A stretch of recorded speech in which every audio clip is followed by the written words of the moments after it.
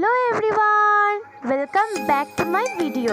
তো আজকে একটা রান্নার রেসিপি তোমাদের সাথে শেয়ার করছি। তো রেসিপিটা দেখতে থাকো। তো আজকে মা হঠাৎ করে ঠিক করেছে ডিম ভাপা করবে। তো এখানে দেখতেই পাচ্ছ আলুগুলো মশলার সাথে ভালো করে কষিয়ে নিচ্ছে।